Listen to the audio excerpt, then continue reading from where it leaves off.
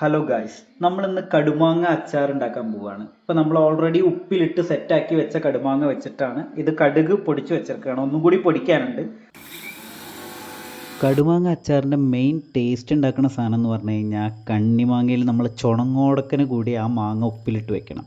നമ്മളിത് ചുണങ്ങോടക്കന് മാങ്ങ ഉപ്പിലിട്ട് വെച്ചതാണ്.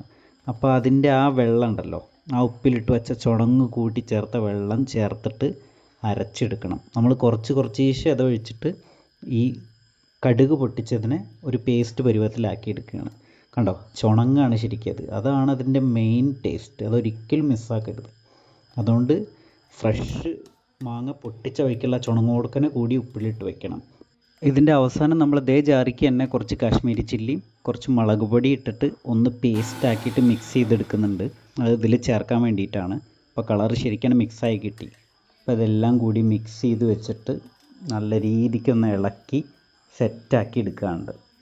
അപ്പോൾ കണ്ട കളറ് മാറുന്ന കണ്ട നല്ല രീതിക്ക് സെറ്റാക്കി എടുത്തതിൻ്റെ ശേഷം നമുക്ക് മുളക് പൊടി കുറച്ച് കുറവുള്ള പോലെ തോന്നി. അപ്പോൾ കുറച്ചും കൂടി കാശ്മീരി ചില്ലി നമ്മൾ ഇടുകയാണ്.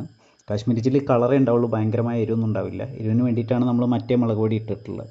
ഇതിലേക്ക് ഉലുവയും കായും കൂടി വറുത്ത് പൊടിച്ച് വെച്ച പൊടിയും കൂടി ഇട്ട് കൊടുക്കുക. പിന്നെ കുറച്ച് കായപ്പൊടി ചേർത്ത് കൊടുക്കുക. ഇത് വളരെ ഇമ്പോർട്ടൻ്റ് ആണ് കേട്ടോ. കായപ്പൊടിയുടെ ടേസ്റ്റ് എന്ന് പറഞ്ഞു കഴിഞ്ഞാൽ കടുമാങ്ങയിൽ മെയിനാണ്. എന്നിട്ട് നല്ല രീതിക്ക് മിക്സ് ചെയ്യുക.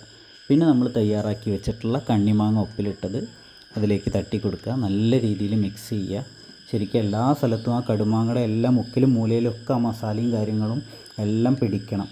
നല്ല സെറ്റായി കഴിഞ്ഞതിൻ്റെ ശേഷം നമ്മളൊരു പാത്രത്തിൽ കുറച്ച് നല്ലെണ്ണ ഇങ്ങനെ ചൂടാക്കുക. നല്ലെണ്ണ ചൂടാക്കി അതിലേക്ക് കടുക് ഇട്ട് കൊടുത്തിട്ട് നല്ല രീതിക്ക് പൊട്ടിച്ചിട്ട് ആ എണ്ണ നമ്മളിതിലേക്ക് മിക്സ് ചെയ്ത് കൊടുക്കണം.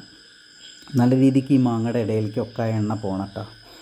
ഇത് ഒരു കേടുമില്ല, ശുദ്ധമായ നല്ലെണ്ണയാണ്, വലിയ അപകടമില്ല.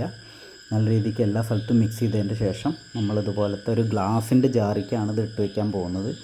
ഈ നല്ലെണ്ണ മിക്സ് ചെയ്ത് കൊടുക്കുന്നതിൽ നമ്മൾ പിശുക്ക് കാണിക്കരുത്. കാരണം ഇത് കാലങ്ങളോളം എടുത്തു വെക്കേണ്ട സാധനമാണ്. കേടുപാട് കൂടാതെ കാലങ്ങളോളം ഇരിക്കാൻ ഈ നല്ലെണ്ണ സഹായിക്കും.